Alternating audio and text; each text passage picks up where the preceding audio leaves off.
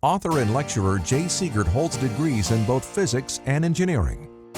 As co-founder and executive director of the Creation Education Center, Jay passionately seeks to help people establish a biblical worldview based on the authority of Scripture, starting with the book of Genesis.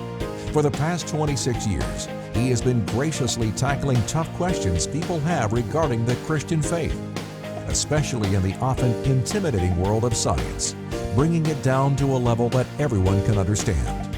We trust that you will enjoy this presentation as Jay delivers a talk entitled Answers, the Top 10 Questions. Well, welcome to our presentation of Answers, Top 10 Questions.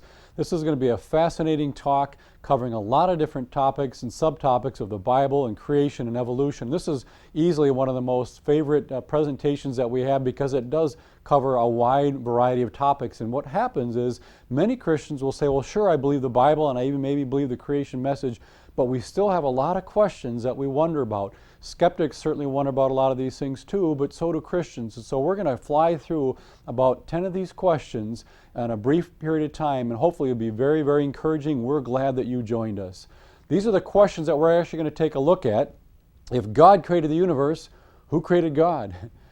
Is there life in outer space? What about all the ape men? And you go to the museums, you see the bones that they have there. What about all those?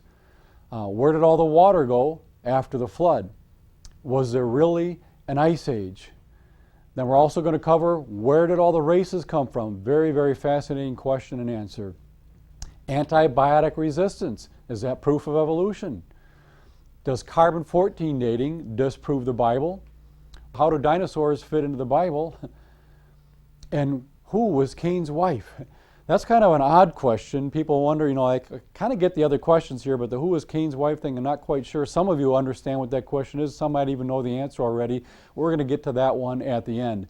And I think it's very important for us as Christians to have answers to these questions. Again, if we don't have answers for what we believe, we pretty much just have a blind faith. No reason anyone else should listen to us or consider it for themselves. So hopefully after we go through these questions, you'll know more about the faith that you have in the Bible and in the God of the Bible and be very, very encouraged. We're going to jump right in here with question number one. If God created the universe, who created God?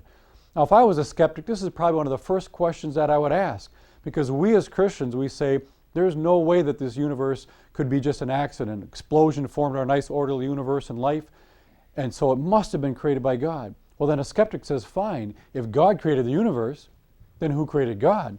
Because if he's even more complex than this universe, he couldn't have come into existence by himself by accident, so who created God? A great question. And as I travel around the country, I find that most Christians don't really have a good response to this question. They wonder about it, but they're not quite sure what to say.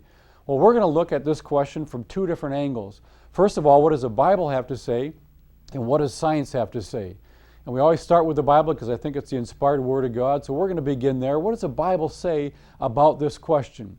Well, the Bible tells us in Psalm 90, verse 2, it says, before the mountains were born, or you brought forth the earth and the world, from everlasting to everlasting, you are God. Okay, what is this verse telling us? It's saying that God has always existed from everlasting to everlasting. He didn't come from anywhere. So in essence, for a Christian to ask this question, where did God come from? It's kind of the wrong question because the Bible tells us that God has always existed. Now, that's kind of hard for us to understand. Most of us can picture God existing in the present, and we Him existing into the infinite future. He's here now. He's always going to be here. He's not going away. That's not really a problem. But if you turn around and go the other direction and just say no matter how far back in the past you go, He's always been here, that's kind of impossible for us to grasp. But it's actually been stated that a God small enough for our minds to comprehend is not big enough to meet our needs. Meaning if we could understand absolutely everything about God, He wouldn't be too impressive. I hope that there are things about God that my puny mind can't quite grasp. So just because we can't quite understand it doesn't mean that it's not true. And God has actually told us in His Word that He has always existed. Now again, if you're a good skeptic, you don't really buy into that because you don't really necessarily think that the Bible is the inspired Word of God. You may not even believe that God exists. So, is there anything from science or logic that would actually back up what we just learned from Scripture? I think there is. And you could ask yourself this question. If there was ever a time in the past when absolutely nothing existed, what would be here today? And the simple answer is nothing. If there was ever a time in the past when absolutely nothing existed, what could that nothing do? Well, nothing can do nothing but nothing. So if there ever was a point in the past when nothing existed, it would stay nothing forever. But it's interesting to note that there is something here today. There's an entire universe filled with stuff. So logically, you can conclude that there has always been something around. There never was a time in the past when nothing existed. Okay, fine, there was always something around. Well, what was that something? Good question. Everything you could think of falls into one of two categories. First category is basically physical stuff, matter and energy. Einstein showed us through E equals mc squared that matter and energy are the same thing. You can convert energy into matter and matter into energy. It's the same thing. So everything you could think of is either going to be physical stuff, matter and energy, or mind. If I were to tell you that my favorite color was teal, you can't take that into a laboratory and chop that up into 5 pieces and give each one of your friends a fifth of the fact that my favorite color is teal. That's just a concept from my mind. Well, what's interesting is that science has basically shown us that physical stuff could not have always existed, primarily because of the second law of thermodynamics. The first law basically tells us that you can't get something out of nothing. If you have something, you also can't annihilate it. You can't totally get rid of it. You can change its form, but you can't get something out of nothing and you can't totally get rid of it. The second law tells us when you do have stuff, left to its own, it's just going to kind of go downhill. It's going to get worse and worse. It's going to wear out. Well, if the universe were infinitely old, it would have run out of gas a long time ago. There'd be no energy left in our universe, no order left in our universe. But there's a lot of energy and a lot of order. We call it the cosmos, which means order. So logically speaking, if there's only two choices, physical stuff or mind, and science is telling us physical stuff could not have always existed, our only other choice then is that of mind, which is the whole concept of God. God is a spirit. God is not a physical being. He created physical stuff, but he himself is not a physical being. So, answering this question, if God created the universe, who created God? Well, no one created God. He's always existed. That's what the Bible tells us, and that's what science and logic back up. I think that's an interesting answer for this question. You might have to go over this one a number of times in your mind to get it down, but I think it's a solid answer that backs up what the Bible has been telling us all along. Second question, is there life in outer space? This is another great one because everyone wonders about this, even Christians, but sometimes we're too embarrassed to admit we've been wondering about it. But how does that fit in? Is there life in outer space? Does the Bible talk about it? What are we to think about all this? Well, why do so many people believe that there might be life in outer space? Well, the number one reason is probably because of the number of UFO sightings. Gallup polls have shown us that 20 million Americans claim to have seen a UFO. 4 million claim that they were actually abducted by aliens. Worldwide, there's about 180 million people who claim to have been abducted by aliens. And worldwide, there's about 150 sightings every day. People are seeing something.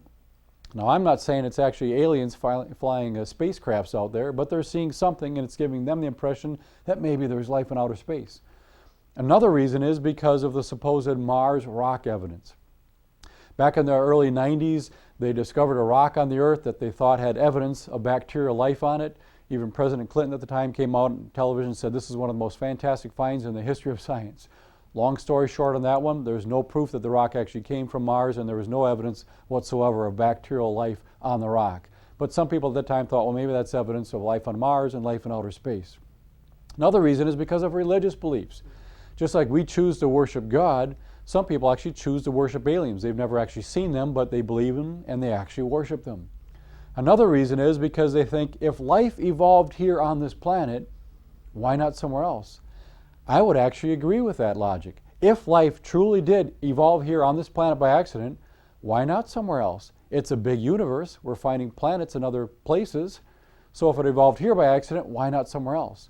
Now, I personally don't believe that it did evolve here. I don't believe it possibly could have evolved here. But if it did, why not somewhere else? The last reason is just the opposite. Many scientists realize there is no way that life could have evolved here on this planet by accident. So therefore, they say it must have evolved somewhere else, because they won't even consider that God created things here. Dr. Francis Crick, he's a co-discoverer of the DNA molecule, brilliant scientist. That's what he believes. He actually believes that there's alien life somewhere else in the universe, and billions of years ago, they created life in seed forms and sent it to our planet on spaceships. Now, he has every right to believe that, but it just shouldn't be taught as science, because it has nothing to do with science. To say that something happened billions of years ago when we weren't around to see it, in somewhere else in the universe that's too far away for us to see, and then sent life on this planet, that's his belief system. And again, he has a right to believe it, but it has nothing to do with science. Why does he believe that? Because he's an atheist. He won't even consider the fact that maybe God created life. He's limited in his scientific conclusions. Well, here are two main reasons why I personally don't believe that life exists in outer space.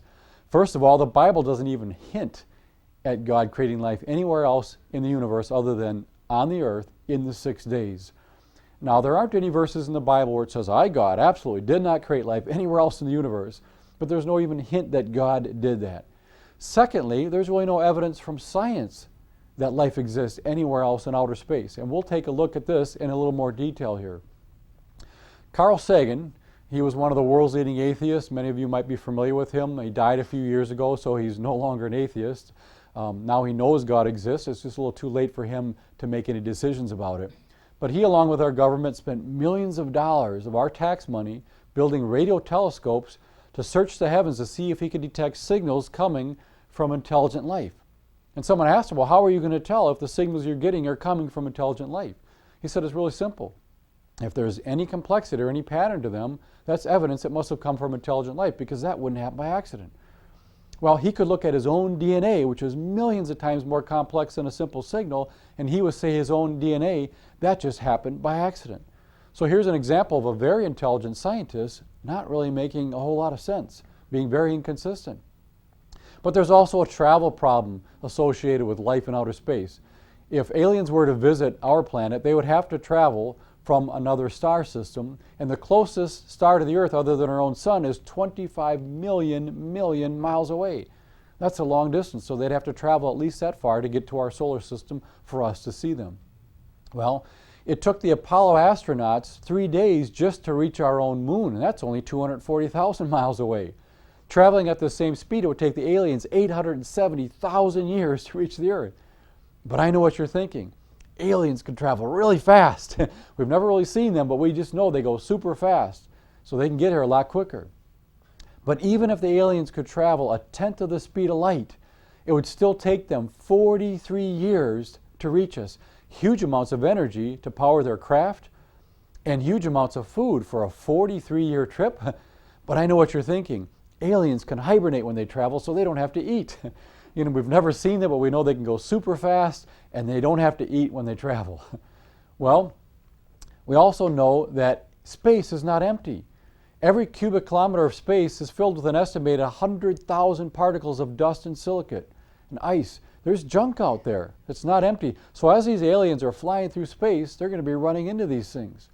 And if they were truly traveling a tenth of the speed of light, which is unbelievably fast, if they hit just one of these particles, even if it was a tenth of a gram, it would be an equivalent explosion of 10 tons of dynamite or TNT, ripping their craft to shreds. But I know what you're thinking again. These aliens can build these really super strong spacecrafts that are impervious to these explosions. We just know so much about them. This formula at the bottom actually calculates this explosion from a small mass and a very high velocity. But if you really want to calculate something, this formula calculates the chances of their luggage arriving on the same flight. It's probably not going to happen. So, wrapping up this question, is there life in outer space? I actually don't know. I don't think so, because the Bible doesn't even hint at it, and there's really been no evidence from science, but you guys can decide that one for yourselves. Next question we're going to look at, what about all the ape men? I mean, many of you have been to the museums, you go there, they actually have bones and skeletons. What do we do with all that? Were there ape men? Did we evolve from ape-like creatures? Are they fakes? What's the answer to this one? Well, this is one of the most classic icons of evolution. We've seen these pictures of progressions from apes up to modern man. Most evolutionists don't really even like these pictures anymore because they say, no, that's not what we believe. We don't think we came directly from an ape. That's what they actually used to teach. They've changed their story. Now they say it's really just from an ape-like creature. But when you ask them, well, what did this thing look like? It pretty much looked like an ape. So they kind of do still promote that we evolved from an ape creature, but we say an ape-like creature. Here's an interesting quote, but all researchers agree on certain basic facts. We know, for example, that humans evolved from ancestors we share with other living primates, such as chimpanzees and apes. That's not true at all. Not all researchers agree. In fact, even evolutionists are constantly debating each other as to what came from what, and how long ago did it live, what did it turn into. They're constantly changing their stories. Here's another quote. Everybody knows fossils are fickle. Bones will sing any song you want to hear. What does that mean? Well, that means that there's a lot of pressure on these scientists to read into what they're finding. If a paleontologist who studies fossils, if they dig up a toe bone and it looks pretty much like a human toe bone, nobody's going to care because we already have human toe bones. But let's say they're looking at it a little closer and they say, you know what, maybe, just maybe, this is a toe bone from one of the oldest hominoids we've ever discovered. That would be a lot more exciting, wouldn't it?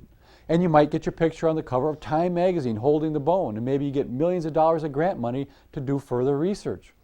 It's called the pressure of publish or perish. If you're not publishing very exciting, cutting-edge things, you're probably not going to survive. You're going to perish. So there's a lot of pressure on many scientists to maybe exaggerate their finds and read into things that maybe aren't really there. Here's one example from the past. This is Nebraska man, Hesperopithecus harold-cookii. I always give it very fanciful names there to make it sound like they've really got something here. You can't argue with that. These scientists are so intelligent. But this is what they told us Nebraska man looked like. They found out a lot about Nebraska man. They called him Nebraska man because the evidence they found was discovered in Nebraska, so that's the simple name. But they showed us this, and this is pretty much everything you'd expect out of an ape man. It looks somewhat human, but it's more apish-like, standing more upright though, like a human. It's got a club in his hand, so it's a little bit more intelligent than an ape. Has a spouse, maybe a wife behind him here, making a fire. There are domesticated animals, some horses and camels in the background there. So they were able to find out an awful lot about Nebraska man. Well, what was this evidence? This evidence was just a single bone, which was a tooth. So imagine now someone walking up to you, handing you a tooth and saying, please tell me what this ape man looked like. How would you even know it was an ape man? You wouldn't know. How would you know how tall it was? What kind of hair it had? Did it have a spouse? Did they know about fire? Domesticated animals? You wouldn't know any of those things. Well, later they found more of these teeth. Turned out that the teeth came from a pig. So here's an example where they literally took a single pig's tooth and made a whole ape man out of it. This was in the textbooks for many, many years. They finally had to take it out, realizing, okay, this one doesn't count. And we have another one, Piltdown man. This is Eanthropus dawsoni. This is what they told us Piltdown man looked like, very much like an ape-like creature, but standing more upright and carving a spear, then again more intelligent than a typical ape. Well, what was the evidence for Piltdown man? Well, they had some fragments from an ape jaw and fragments from a human skull. The discoverer knew it came from two different species, an ape and a human, but he put them together and said it came from the same skeleton. So there's your ape man. Kind of looks like an ape, kind of looks like a man. This was in the textbooks for over 40 years. Think of all the kids going through school learning evidence and proof of evolution. And the world's leading experts were studying this for 40 years, and they couldn't tell that this guy actually filed the teeth way down to make him look more human and actually discolored the bones to make him look older. Well, fortunately, the guy admitted it was a fraud, and they had to take that one out of the book as well. Then we have Neanderthal man. Most of you have heard of Neanderthal man. Originally, they called him Homo neanderthalensis. This is what they tell us Neanderthal man looked like. Very much like a gorilla, except again standing more upright like a human. He's got a club in his hand, just can't get that out of there. Again, more intelligent. Well, they've updated their drawing. They say it probably looked more like this. And they say that, you know what, if you shaved and showered this guy, you probably wouldn't be able to tell the difference between him and anyone else around today. They've even reclassified him as Homo sapiens neanderthalensis. They say that we're Homo sapiens sapiens. This is Homo sapiens neanderthalensis. Perfectly human. We did not evolve from Neanderthal man, just another group of human beings. Unfortunately, they keep him in the museum looking like this because it gives more credence to the whole idea of human evolution, even though they know that's not really what he looked like. The last example we have here is Lucy. This is Australopithecus afarensis. It just means southern ape from the far region of Africa. The reason they called it Lucy is Donald Johanson, who was a discoverer when they were digging in their camp. They were playing Beatles music, and they were listening to Lucy in the Sky with Diamonds. A little bit of free trivia for you. I won't charge you for that one. But they discovered the bones in 1974, found about 40% of the fossil, the skeleton. They claimed it was 3.5 million years old and claimed that it walked upright, more like a human. Very interesting. Let's take a look at Lucy's feet here. They look very much human-like. Why did they put human feet on Lucy? They didn't actually find the foot bones when they discovered Lucy. Well, in the same rock layer where they discovered Lucy, they found human-like footprints. That would be a problem for their nice story. If those footprints were left by humans, Lucy's not on her way to turning into a human. Humans already exist. So they decided, I know, Lucy must have left these footprints. She must have had human-like feet. So in the museums, they put human feet on Lucy.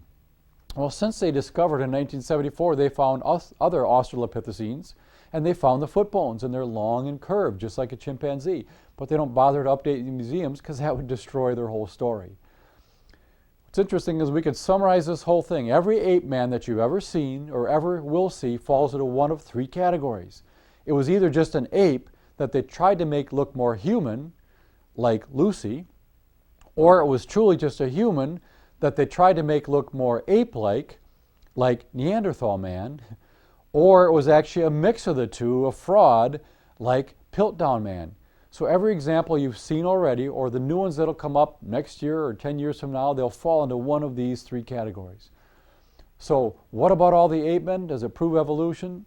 No, not at all. We've seen that none of these things have anything to do with evolution. Next question we'll look at is, where did all the water go after the flood? Another great question, because if this entire planet was flooded with water, where did all that water come from and where did it all go? People say, we're looking around, we don't see it. So where did all that water go after the flood? Well, the quick answer is that the hippos drank it all. And if you don't think this is funny, you're in good company. My wife doesn't either. She tells me all the time, this is just not funny. Why do you keep that in there? She says we have a difference in sense of humor, that she has one and I don't. But getting back to the real answer here, the Earth today is 70% covered with water. That's a lot of water on the Earth. What's also interesting is scientists have recently discovered a little bit of frozen water on Mars. And they think that Mars had a global flood in its past just because of a little bit of frozen water. Yet the Earth is 70% covered with water, and they say there's no way there could have been a global flood. Very interesting, not very consistent in their conclusions. Well, if you were to take the Earth today and smooth it out like a cue ball, push the mountains down, raise up the ocean trenches so it's nice and smooth, there's enough water on the Earth today to cover it 1.7 miles deep. Amazing. That is a lot of water. So where did all that water go? Well, I think the Bible gives us some hints here. Psalm 104 says, you covered it with a deep as with a garment. The waters were standing above the mountains. At your rebuke they fled. At the sound of your thunder they hurried away. The mountains rose and the valley sank down to the place which you established for them. You set a boundary that they may not pass over, so that they will not return to cover the earth. The Bible is telling us at the end of the flood, the mountains rose up and the valley sank down. What does that tell us? It tells us that the mountains before the flood weren't as high as the mountains are today, that they got higher after the flood, and the valleys or the ocean trenches got much deeper. So this is how we can kind of look at it. Mount Everest today is 5.5 miles high. It wasn't that high before the flood, but it rose up catastrophically out of the flood waters. We even have fossils of fish on top of Mount Everest. How did that happen?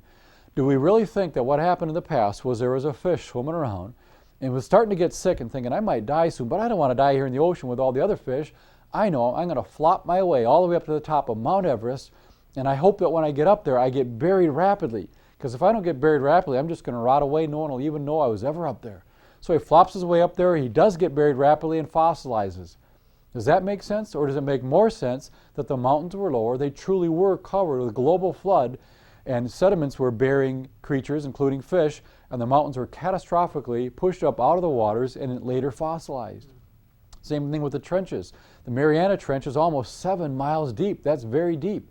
So what you have happening is the mountains catastrophically rising up out of the floodwaters, the trenches going down deeper and deeper through plate tectonics. We call this subduction, where one plate goes underneath another plate. And Dr. John Baumgartner, he's built the world's best computer simulation of plate tectonics. He's actually shown how these plates can move up to meters per second. Huge plates in the earth moving meters per second at the end of the flood. So all this water rushing off the land into the oceans. Absolutely amazing. So wrapping up this question, where did all the water go after the flood? It went back into the oceans and into the lakes and the rivers. The water evaporates from the oceans, comes over the lands, goes down into the rivers, into the lakes, and goes back into the oceans and circulates through.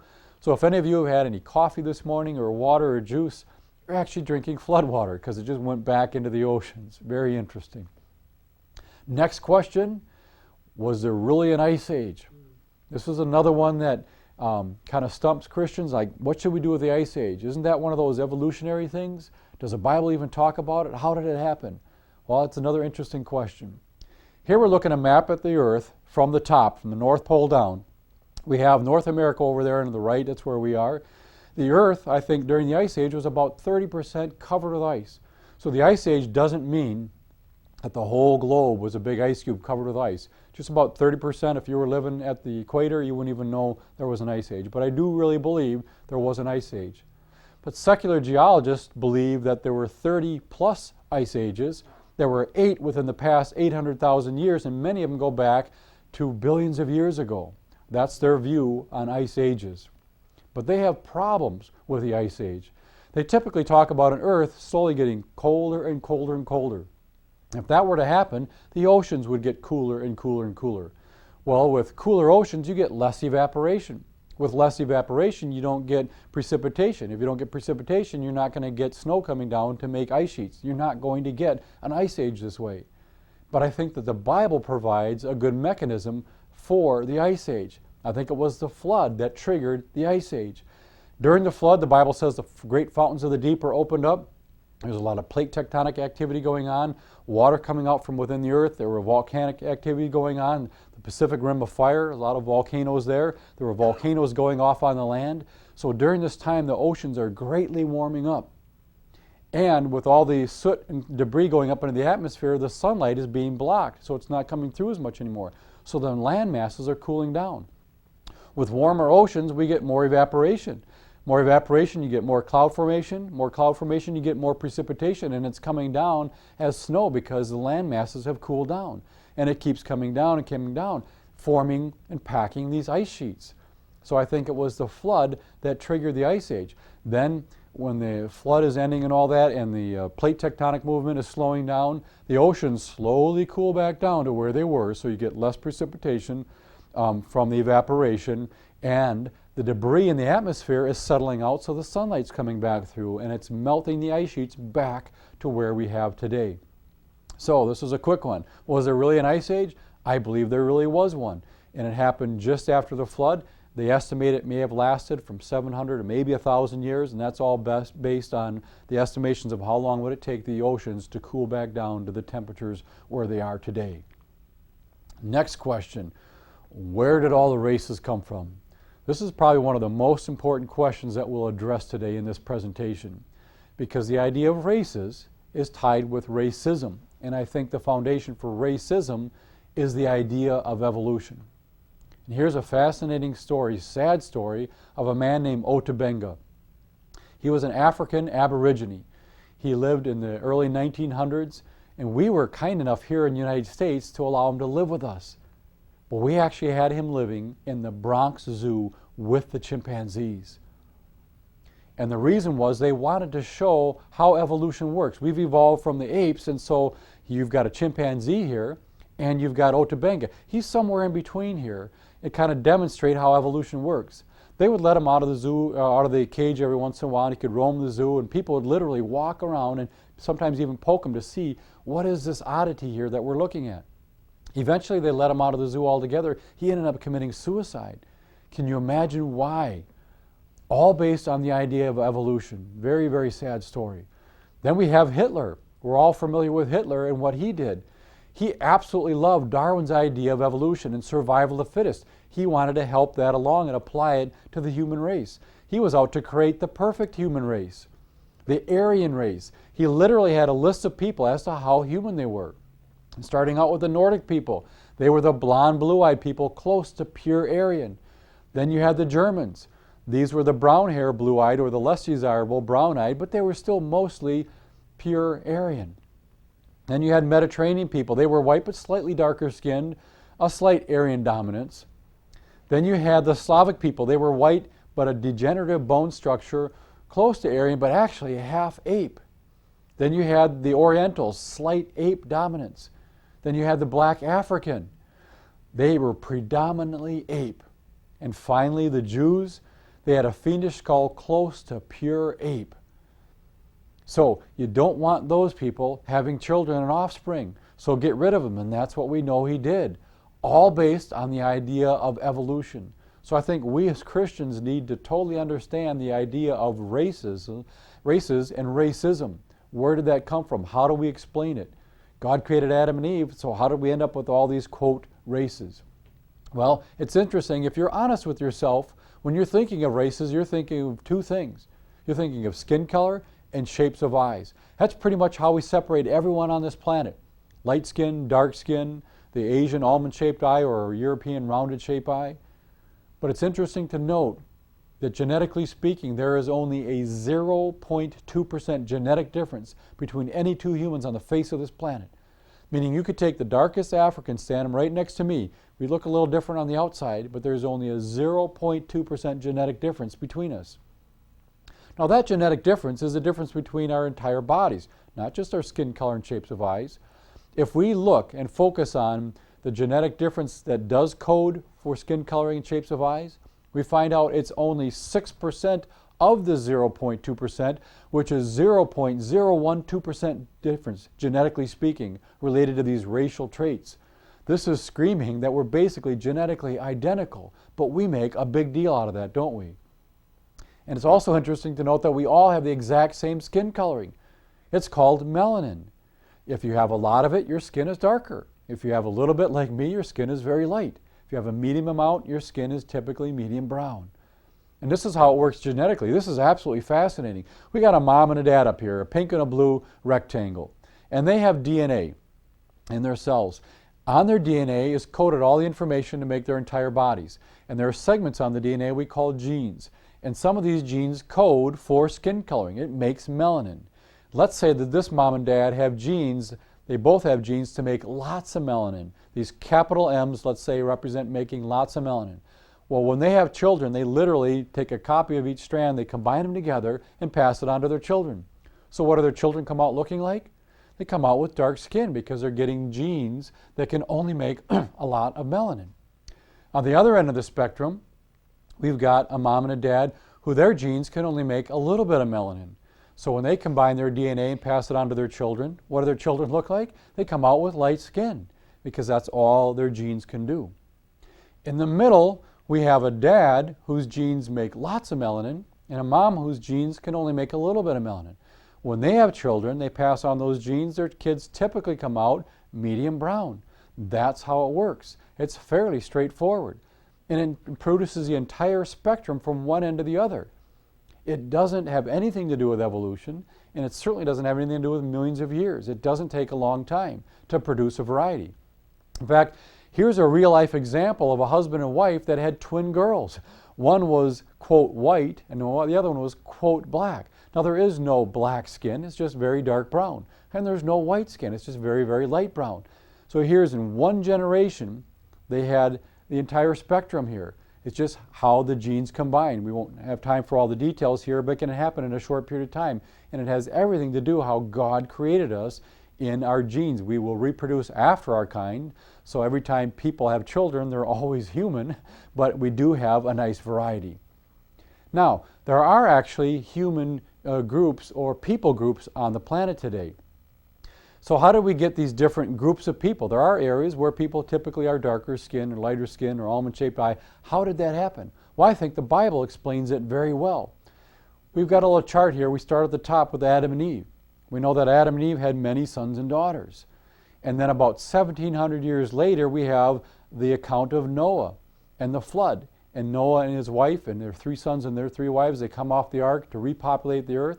A few hundred years after that, we have the account of the Tower of Babel.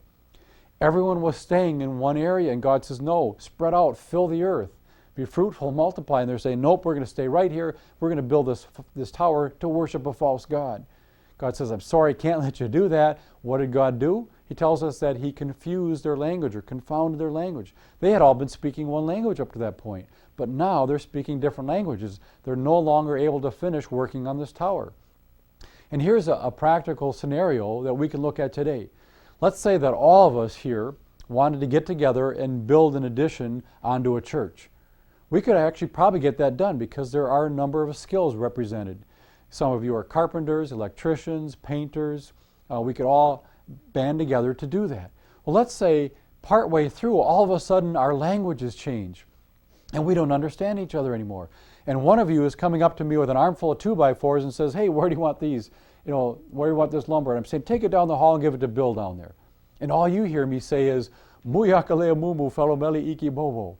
And you're thinking, oh, what was that? It's kind of funny, but these are kind of heavy. What do you want me to do with them? And I say, can you just take them down the hall? But all you hear me say is, in der Fjuftenhagen der Wienenan. And I'm thinking, what's going on here? We're not understanding each other. We think that we're speaking our normal language, and we think everyone else is messing with us. So you just drop the 2x4s and say, you know what, if you're not going to help me here, I'm out of here. You can find someone else. And I say, if you're not going to help out, you can find someone else to lead this project. I'm out of here. So we go back and forth, and then we leave. And that's what's happening with everyone else. They can't understand each other. And so we take off, and we don't finish the project. That's what was happening at the tower. You have these people now naturally spreading out, which is what God wanted to do. So now as they're moving out from the tower, they're going in different directions, and they're noticing there aren't any grocery stores to shop in. So they're temporarily nomadic people being hunters and gatherers, making crude Stone Age type tools, carving spears, axes, and arrowheads. They weren't Stone Age people. These were very, very intelligent people. They weren't ape men or cavemen dragging their wives around by their hair.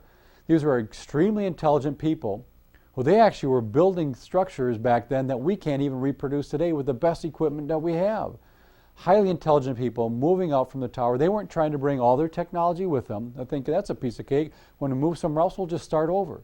So they're traveling across the land, being hunters and gatherers temporarily, and occasionally they're staying in caves for shelter. And think of it this way.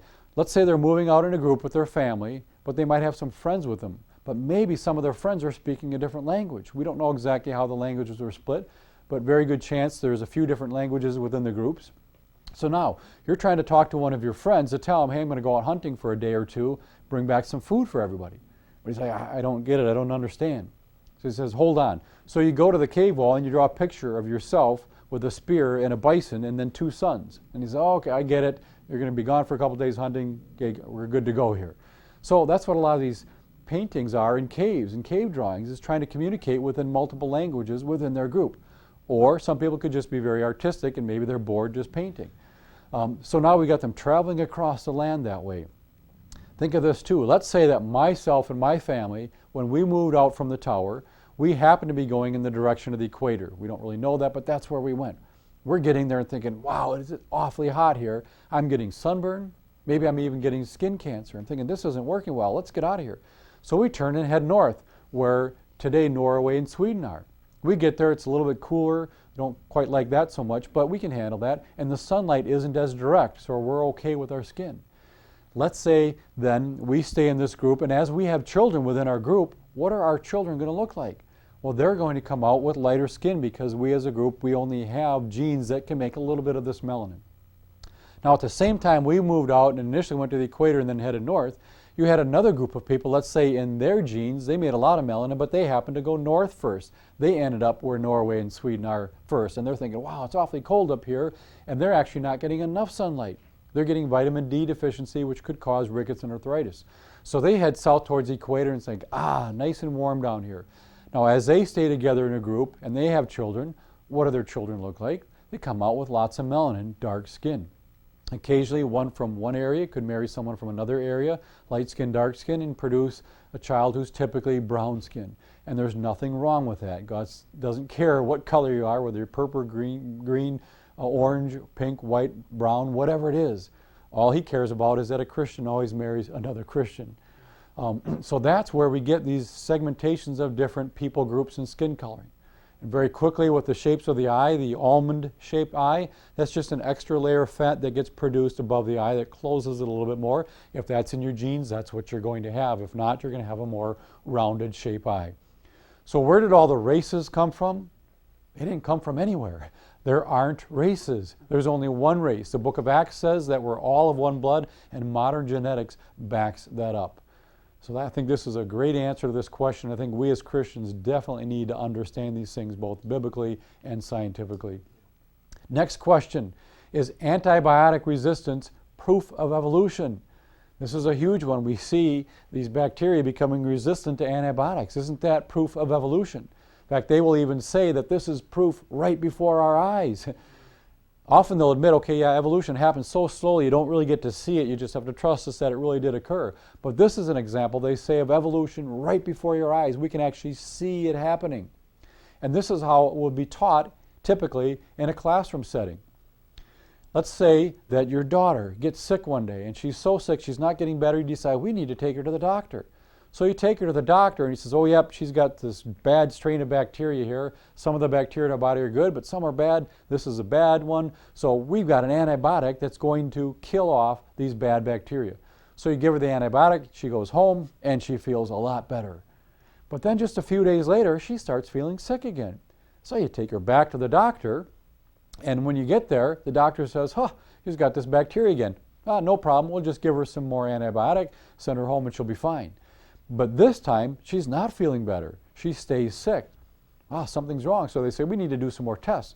So they take it into a laboratory and they discover that the bacteria have evolved resistance in a short period of time. Wow. And the point here is that if we see a little bit of evolution happening in a short period of time, imagine how much could happen over millions and millions of years. And the non-Christian students sitting in the class here say, you know what? It makes a lot of sense to me. I could see that happening. But also the Christian students sitting in the class, they say, you know what? It makes a lot of sense to me too. Maybe evolution is a fact. Maybe God used evolution. Maybe the Bible's wrong. Who knows? Well, many of you are probably old enough to remember Paul Harvey, great radio announcer. He was famous for always telling us the rest of the story. Well, that's what we're going to look at here, the rest of the story behind antibiotic resistance. We got some bacteria here. Again, a lot of the bacteria in our bodies are good, but some of them are bad. Well, let's say we want to get rid of some bad ones. So we got a bad guy here. We want to get rid of him, so we introduce an antibiotic into our bloodstream, and then what happens is these bacteria produce an enzyme that helps break down their food. The antibiotic comes into them, they actually think it's food. They produce this enzyme and it breaks it down. But when it breaks it down, it's actually converting it into a poison. They don't know that. They're not trying to do that. Again, they just think it's food. Because it's a poison, it ends up killing them. So they die off because of the antibiotic. So it breaks it down into a poison and they're gone. That's how antibiotics work. Well, how does resistance work? This is what can happen. Out of all those millions and millions and millions of bacteria in our body, we occasionally have some mutant bacteria. What's a mutant? That's a bacteria that when it was created, when the previous bacteria copied its DNA, there's a lot of information on the DNA, it makes a mistake and it doesn't copy it faithfully. It messes stuff up. So now we've got a mutant bacteria here. And in this particular example, the mutation was it destroyed the information to make the enzyme to break down the antibiotic. So he no longer has that. So now when the antibiotic comes in, he can't break it down into a poison. But it kills off all the other bacteria. So the other bacteria are gone, but he survives. And then when he reproduces himself, he creates a bunch of other bacteria, millions of other bacteria, and they're all resistant because they're all mutants. So, did they become resistant to the antibiotic? Yes, they did. But they did so by a loss of information. So was there a change? Yes. Did they become resistant? Yes. But they got it through a loss of information. But evolution requires gaining new information all along the way for millions and millions of years. So, is antibiotic resistance proof of evolution? Not at all. It's an example of how a loss of information can occasionally give a benefit to something, but it's going downhill. It's not gaining new information, which is what's required by evolution. Question number 8. Does carbon-14 dating disprove the Bible? This is another huge one and an intimidating one for people. I call it the carbon-14 dating trump card. And this is kind of how it works. A skeptic and a Christian are maybe talking, and the skeptic says, you really believe all that Bible stuff and creation in 6 days and all that? And the Christian will often say, well, yeah, I guess I do. And then the skeptic says, well, what about carbon-14 dating? I mean, that proves the earth is billions of years old and the Bible's wrong. And the Christian will often say, well, I don't really know anything about carbon-14 dating. I just believe the Bible. And the skeptic says, yeah, that's what I thought. Well, you can have your nice faith, but I'm into science. And they walk off. And the Christian is dejected and defeated and embarrassed, and they're thinking, I'm not going to do that anymore. I hope no one finds out that I'm a Christian. I'm just going to keep it to myself. They're very intimidated. So what do we do with this? Well, we're going to take a look at this one briefly here. This method was invented by Willard F. Libby out of the University of Chicago in the 1950s. But before we look at the dating method itself, let's just find out what is carbon-14 to begin with. Well, very simply, carbon-14 is created in our atmosphere when we have cosmic radiation coming from the sun and it bangs into nitrogen-14 in our atmosphere. Most of our atmosphere is oxygen and nitrogen. So the sun's rays come in and bang into nitrogen-14 and it converts it into carbon-14. Carbon-14 is radioactive, it's unstable. It doesn't want to stay carbon-14, it wants to turn back into nitrogen-14, what it used to be. Well, while it's in our atmosphere as carbon-14, it will often combine with oxygen. When you do carbon and oxygen, you get carbon dioxide. We're all familiar with that, especially with all the global warming hype. So now we've got some carbon dioxide in our atmosphere that happens to be radioactive because it includes this unstable radioactive carbon-14 with it. Well, we know that plants absorb carbon dioxide for food. So it gets into the trees and into the grasses and plants, and then the animals eat the plants and the grasses and all that, and then we eat the plants, and then we eat some animals, and so now this radioactive carbon-14 gets into the plants and the animals and even gets into us. So everyone alive today has carbon-14 in them, but you don't have to worry about glowing in the dark at night or anything. It's not that much. So that's where carbon-14 comes from. Now, how does this dating method actually work? We have a rectangle here on the screen, and in it, let's say that this represents a living creature. And inside, it's got carbon-14, the radioactive unstable brand, and then it's got carbon-12, a stable brand of carbon, which does not decay. Now, it's not really half and half. In fact, for every one molecule of carbon-14, there is about 1 trillion molecules of carbon-12. So most of the carbon in our bodies is stable carbon-12, just a little bit of the radioactive stuff. Well, they have been measuring how fast carbon-14 decays. And they tell us it would take about 6,000 years for it to decay to a half of what it used to be. That's what we call a half-life. So it would take roughly 6,000 years to decay to half of what it was. So if they were to dig up a bone and measure how much carbon-14 is in it, if they say, wow, there's half as much carbon-14 in this fossil as there is in living things, they would say, I think this thing died 6,000 years ago, because scientists have been studying for years and they've determined that when creatures stop eating, they die. In fact, when they die, they stop eating. So what happens is when it's alive, it's eating, it's bringing in carbon-14, and then the carbon-14 it has, it decays away. Then it brings in more carbon-14 as it eats, and that decays away. It just keeps going. Well, when it dies, it stops eating. So now it's no longer bringing in new carbon-14, and it decays away. So if they look at the fossil, it's got half as much as living things do. They say this thing must have died about 6,000 years ago. If it had about 1/4 of the carbon-14 left, they would say that would take probably about 12,000 years and on to an 1/8 and a 16th and 32nd. That's very simplistically how they use this dating method. But there are a few other things we need to cover here. Number one is that carbon-14 can only be used to date things that were once living. So if a skeptic says, well, carbon-14 dating proves the Earth is billions of years old, the only thing that proves is that the skeptic doesn't truly understand carbon-14 dating, because it has nothing to do with the age of rocks. Secondly, because of how fast it decays, they've estimated that if 100,000 years were to go by, there wouldn't be any carbon-14 left, kind of like an ice cube decaying away. That's all the longer it would take for all of it to be gone. In fact, it's been estimated if you had a mass the size of the Earth that was pure carbon-14, after 1 million years, you wouldn't even have one particle left. It would be completely gone.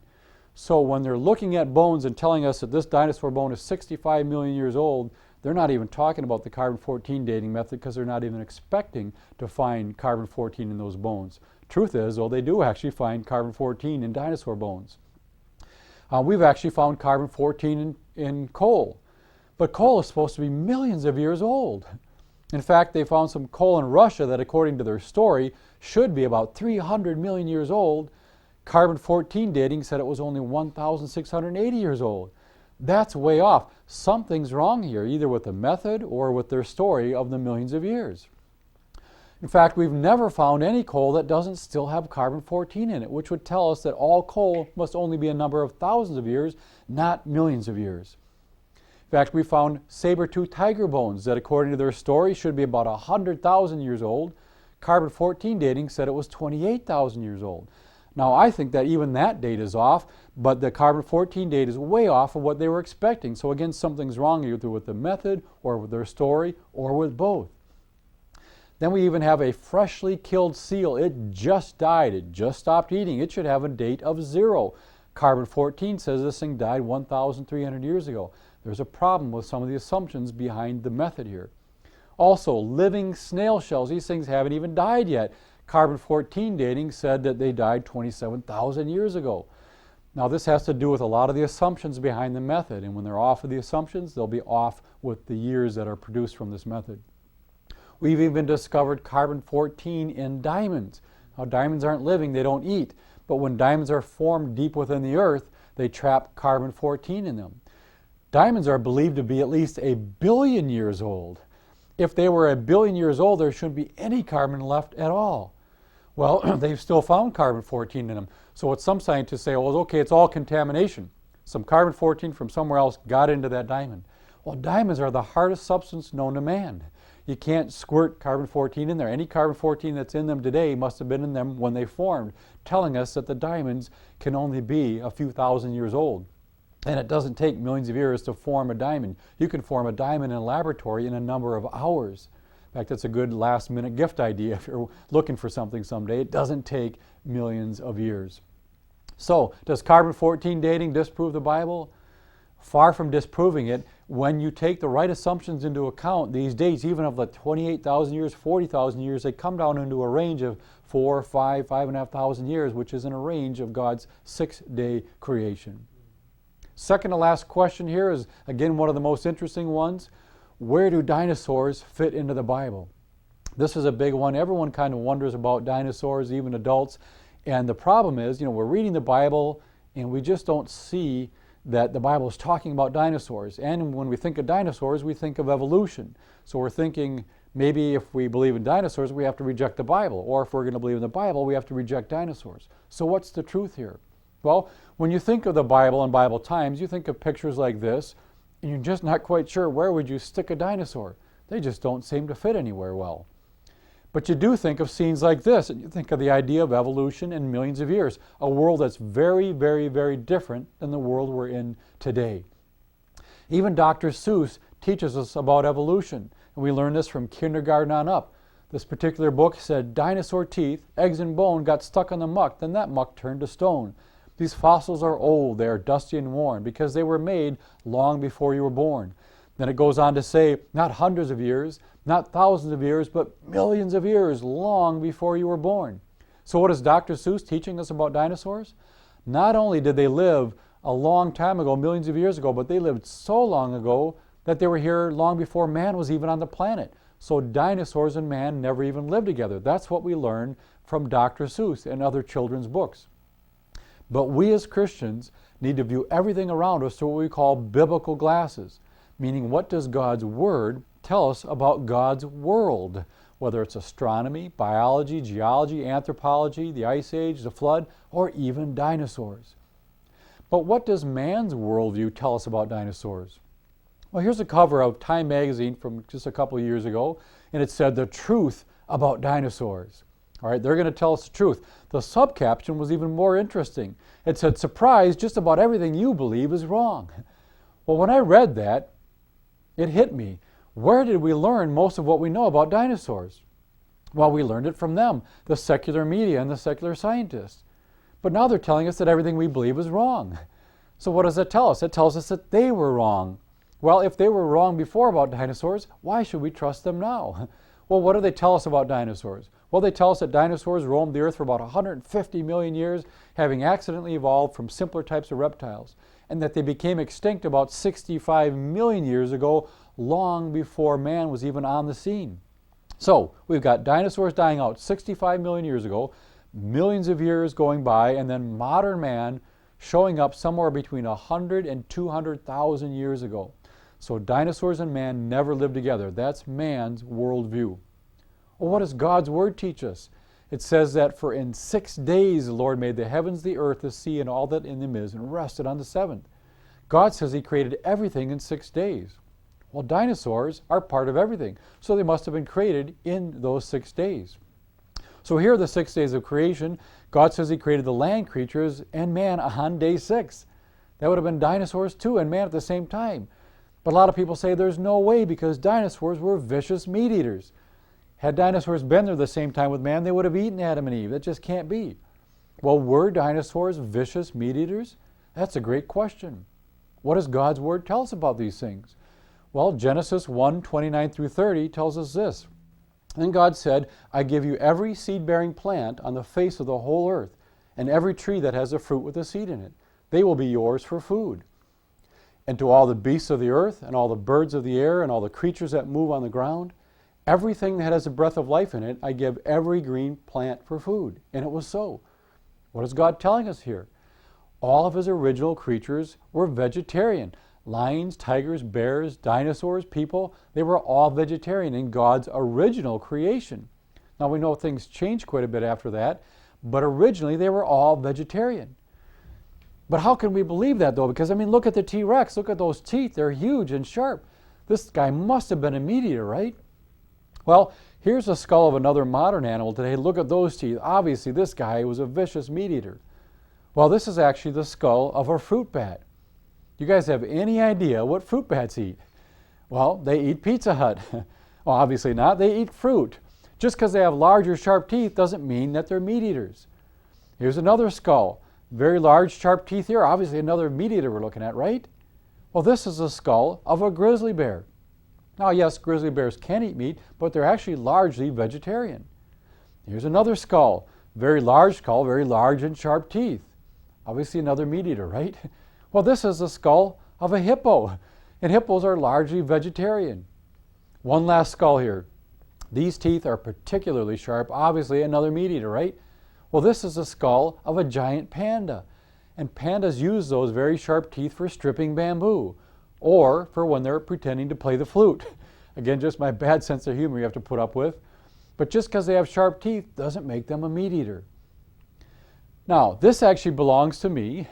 Not the car, just the picture. Even the picture's not mine. I stole it off the internet. But why are we talking about cars here? We were looking at meat eaters and dinosaurs and teeth and all that. Well, here's the point. In the summer, it can get very hot out. So what do you do when you're driving around, especially if you don't have a convertible? Well, you can roll the windows down, you can turn the air conditioning on, so you can be just fine in the summer. And we know in the winter, depending upon where you live, it can get really cold. So what do you do in the winter? Well, you could turn the heater on. So a car is designed to survive the heat of the summer and the cool of the winter. Well, it's the same thing with God creatures. He designed them all to be vegetarian, but He designed some of them to be able to eat meat because He knew that things were going to change drastically after the sin of Adam and Eve, bringing the curse into God's creation, and after the flood. And this is what God tells us in Genesis 9, 1 through 3. This is just after the flood, and this is what God said. Be fruitful and increase in number and fill the earth. The fear and dread of you will fall upon all the beasts of the earth and all the birds of the air and upon every creature that moves along the ground and upon all the fish of the sea. They are given into your hands. Okay, in this portion, what's God telling us? He's saying that now, after the flood, all the animals are going to be afraid of you people. What does that tell us? It tells us that before the flood, they weren't afraid of people. They all got along just fine. Lions, tigers, and bears, dinosaurs, they weren't afraid of people, and people weren't afraid of them. But now everything's different.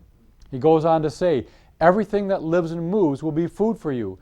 Just as I gave you the green plants, I now give you everything. God's kind of saying, hey, remember how I gave you all that vegetation as food to eat before? And they're like, yeah, how could we forget? That's all we ate. He says, now you can eat meat. It's okay. because things were very different. There are many reasons. There wasn't as much vegetation initially after the flood because it was buried. It took a while for that to grow back, and because of the curse, God allowed the eating meat. Now, it could very well be that some creatures, and maybe even some people, ate meat before the flood, but it wasn't according to God's plan. But what about those dinosaur bones? I mean, we know they're millions of years old, right? That's what we're taught. And I have talked to many, many people and asked them about this, and in fact, they'll challenge me and say, wow, what about dinosaur bones? And I'll say, what about dinosaurs? They'll say, but what about the bones? I mean, they're millions of years old. And I'll ask them, what is it about a dinosaur bone that makes it millions of years old? Other than that's what you've been taught. I know you've been taught that. I was actually taught that too. What is it about the bone itself that makes it millions of years old? And they typically just kind of look at me and shrug their shoulders. I say, you know what's interesting, when we dig up dinosaur bones, we don't find tags on them with their names on how old they are. The scientists have to make up a name, which is usually okay, and then they make up an age, which really isn't so okay, and it's part of another talk where we go into some of these dating techniques.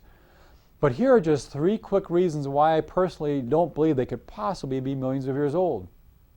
First of all, we find dinosaur bones that are unfossilized.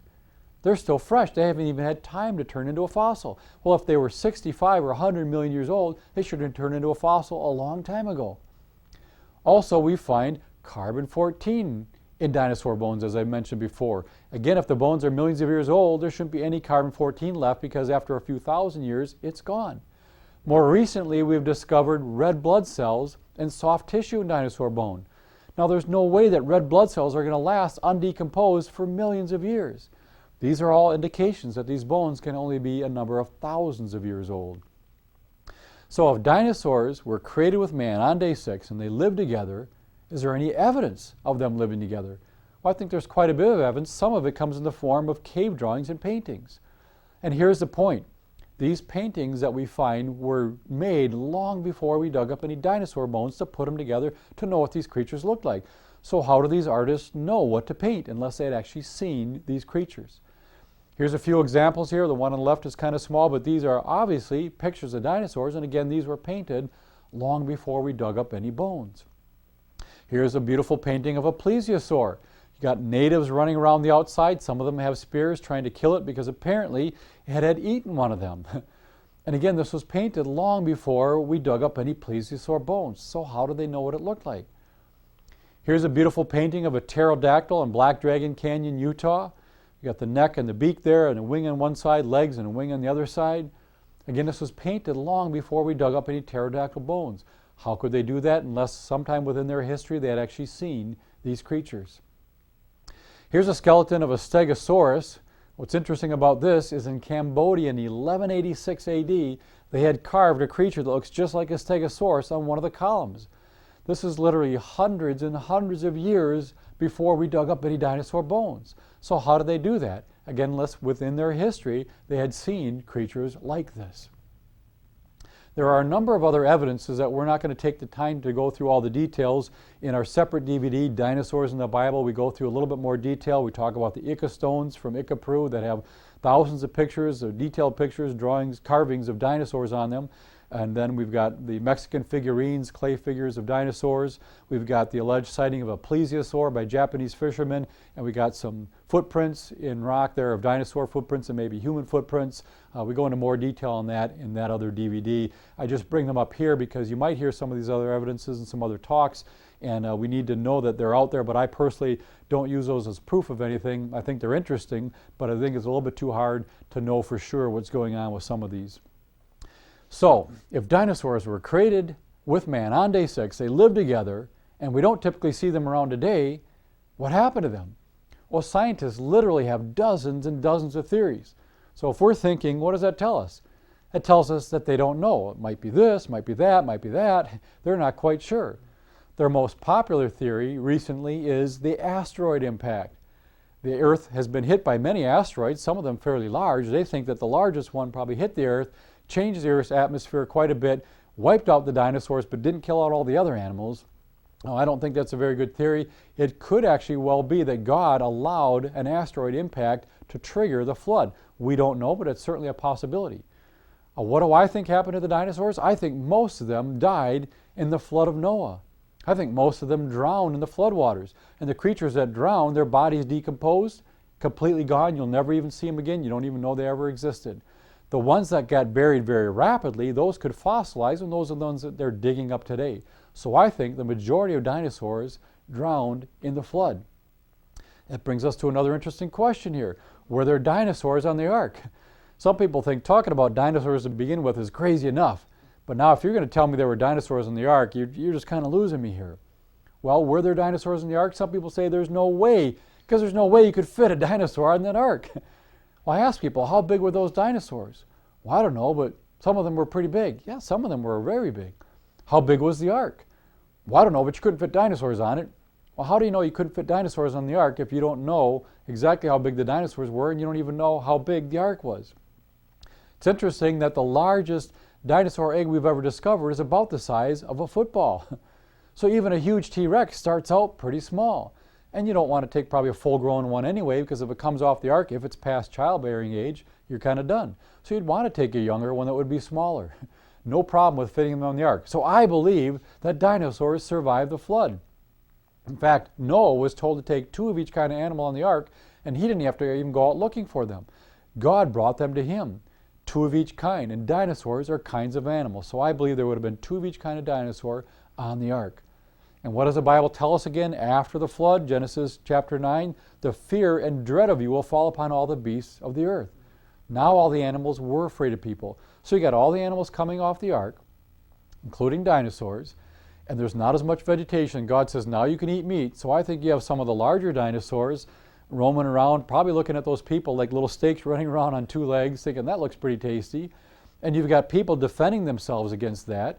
And if you could kill a large dinosaur, that's a lot of meat to feed a lot of people. And if you could kill a huge dinosaur, you might be a hero.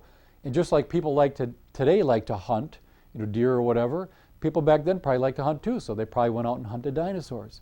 So it very well could be that particularly the larger dinosaurs were hunted to extinction shortly after the flood, but the smaller ones easily could have lasted for a long time. Here are some interesting facts about dinosaurs. The largest ones are about 120 feet long, weighed about 100 tons. Some of them were as small as chickens. The average size of a dinosaur was about the size of a sheep or a small horse. So again, no problem fitting 2 of each kind of dinosaur on the ark when most of them are small, and they all start out very small. The word dinosaur means terrible lizard. The first bones were discovered in 1677 by Dr. Robert Plot. And the word dinosaur itself was invented in 1841. Now, what's so interesting about this date? Well, first of all, it was invented by a scientist who was a Christian. He was a creationist, Sir Richard Owen. The interesting thing about the date is this was 230 years after the printing of the King James Bible. Now, I grew up with the King James Bible. I still use it today. I don't expect to find the word dinosaur in my Bible. For the same reason, I don't expect to find the word iPod or skateboard or microwave. Those words didn't even exist back then. But you do see the word dragon quite often in the Bible, and I think many of those occurrences are referring to marine reptiles, what some people might call dinosaurs, like plesiosaurs. And even when we look at Job chapter 40, starting in verse 15, talks about Behemoth, that he moves his tail like a cedar tree. He's a chief of the ways of God. He drinks up the river. He draws up the Jordan into his mouth. Go ahead and read that whole passage sometime and ask yourself, what is it describing? Is it describing a caterpillar or a newt? I think the only thing it really matches up with is something like a very large brachiosaur. So I think that God is talking to Job about a brachiosaur here. But what's interesting also is that many of our Bibles have footnotes in them. And I think footnotes can be very, very helpful. We just have to keep in mind that footnotes are not the inspired Word of God, but they can be helpful passages that will help us better understand different passages in Scripture. Sometimes I think they might be off a little bit. Here's an example where I think they are truly off. In Job chapter 40, where it talks about Behemoth, in the footnote of this particular Bible, it says, oh, it's probably just a hippopotamus. And then when we get to chapter 41, where it talks about Leviathan, it says, oh, it was probably just a crocodile. Now, why would they say that? Well, apparently, the people who put the footnotes in here think that dinosaurs died out 65 million years ago, long before man was on the planet, so God cannot be talking to Job about a dinosaur. It's got to be something else. It's got to be just kind of a normal animal we have around today. So they say Behemoth was probably just a hippopotamus. Well, does a hippopotamus have a huge tail like a cedar tree, which is what the passage says? No, it doesn't. So some people say, okay, you know what, you're right. Maybe it wasn't a hippopotamus. Maybe it was an elephant, because elephants are much bigger.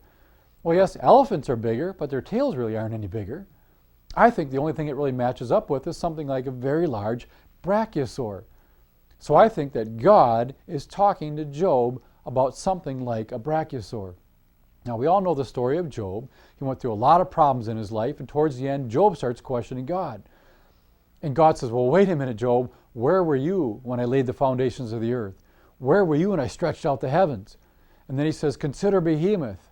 I don't think that God is talking to Job and say, hey, Job, take a look at this hippopotamus over here. And then Job says, oh yeah, I feel so much better about my life now. I think that Job was looking up at this brachiosaur and saying, okay, God, I get your point. You are God. You created this. I can't. I'm just going to close my mouth now and listen. So I think that God is talking to Job about a dinosaur. In conclusion, where do dinosaurs fit into the Bible? I think that they were created with man on day 6. They lived together up till the time of the flood, roughly 1,700 years later. Most of them died out in the flood. But there would have been 2 of each kind on the ark. They would have come off the ark. Many of the larger ones were probably hunted to extinction, but even the smaller ones could have probably lasted for a long time. Some people even think there might be dinosaurs around today. Not a large T-Rex walking downtown New York or anything like that, but there could be small reptiles in remote areas of the earth that we haven't discovered yet. So I think they fit in very well with the Bible. In fact, I think we use the Bible to properly understand the topic of dinosaurs. All right, we've reached our final question here. Question number 10, maybe the oddest one here. Who is Cain's wife? Some of you know exactly what this question means. The rest of you, like, I just don't get this one yet. So let's define it very quickly here. Here's our problem. You got Adam and Eve, and they have 2 sons, Cain and Abel. And Cain kills Abel, and we just have Cain. So who does Cain marry? That's a good question. A lot of Christians are thinking, I never even thought of that before. I've read this story many times, and I never thought about that. Who did Cain marry? Well, let's take a look at a solution here. Genesis 5:4. After Seth was born, Adam lived 800 years and had other sons and daughters. Seth was given as a replacement for Abel, and they also had other sons and daughters. They were able to live longer periods of time back then. We don't have time for those details here. But they had many sons and daughters. So Cain had brothers and sisters. But now some of you are thinking, if you're going to tell me that Cain married his sister, I'm out of here, because that's just not right. Well, here are 3 reasons why I believe Cain married his sister. And I think it's going to make perfect sense to you once you hear it. Number 1, Cain was commanded to be fruitful and multiply, and he didn't have any other choices. If he's going to marry a woman, it's got to be a sister, because the only other woman on the planet is his mom, and she's already taken. Secondly, it was not a moral problem at that time. Nobody told Cain that it was icky to marry his sister. It wasn't until a few thousand years later where Moses was writing in Leviticus where he says, you know what, you don't marry your brother, you don't marry your sister, you don't marry your mom's husband or your dad's wife. All these rules crept in, but that was a couple thousand years later. Thirdly, it wasn't a genetic problem back then. Today it is a genetic problem, and this is how it works. Let's say that we have a single set of parents, and they have a son and a daughter. They literally take strands of their DNA, put it together, and pass it on to the son. So the son has DNA from the mom and dad. Then, when they have their daughter, they also take copies of their DNA, pass it on to the daughter. So the daughter's got a strand from the mom and the dad. So the son and the daughter have very, very similar DNA. So in this instance, if the son and the daughter get married, they become husband and wife, they have very, very similar DNA. That's a problem. In our DNA, we have genes, which we've mentioned before. We actually have 2 copies of each gene. So let's say we're looking at the husband's genes here. This is the brother. 1 copy of his gene, let's say he's got a mutation on it. There's a problem here. Let's say that where this mutation is, that codes for making the valve in the heart. Okay, well, you know what? The wife, his sister, has the same problem in her DNA because she got it from her parents. She's got a bad spot there for making the valve in the heart. If they have children together, if they happen to pass on that same strand, now the baby has 2 copies and they're both bad. The baby will not be able to make the valve in the heart and the baby will die. This is why it's a problem when close relatives marry today. Now, let's say it's a different scenario. Let's say you marry a distant relative. And I say distant relative because we're all related. We all go back to Noah and his family coming off that ark, and further back than that, we go back to Adam and Eve. So we're all relatives, but if you marry a distant relative where there's 2 sets of parents, One set of parents give their DNA to the husband, a totally separate set of parents give their DNA to the wife. Now, when they get married and they have children, we still have the initial problem we had before where the husband has got a bad copy for making the valve on the heart. But you know what? The wife, her DNA is a little bit different. She's got mutations too, but she's got a problem for making cartilage in the knee. Now, when they have a baby, what happens humorously is the wife says, you know, honey, I was looking at your genes the other day and I just happened to notice that you've got a bad spot for making the valve in the heart. But my spot's okay, let's use mine. And he says, great idea. As long as you brought it up, you know, I happen to be looking at your genes too, and I noticed you've got a bad spot for making cartilage in the knee. So let's use my copy. And she says, that's a good idea too. So the baby typically will come out very healthy. That's how the genes can combine.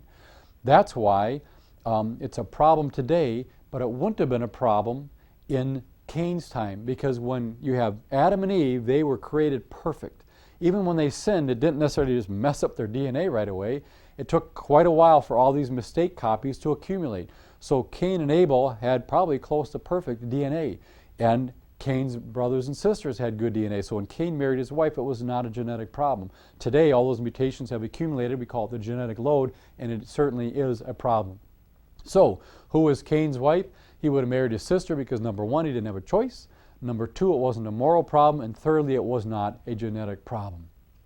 So what we see is that the Bible is the ultimate answers book. It does provide answers for the questions that we have, and we need to train ourselves to go back to God's Word to see what does it say, rather than trying to make up answers that maybe aren't either biblically sound and neither scientifically accurate. And we need to be able to provide answers for our own children as we mentor within our family, and we mentor other Christians, and then we reach out to a lost and dying world, people who don't know Christ. We need to be able to give them answers for the hope that we have, and to do this with gentleness and respect.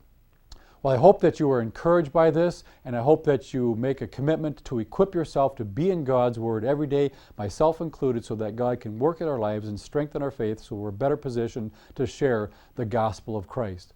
I hope you were encouraged by this. And all this information, it's really not about just having answers to go beat someone over the head to say, you're wrong, we're right, here are the answers, but it's about having credibility as Christians to draw people. They need to see Christ in us as we share these answers with other people. We're glad you joined us for this talk today. God bless. We hope you enjoyed this presentation and trust it was an encouragement to you. For more information about our ministry and resources, visit us online at thestartingpointproject.com.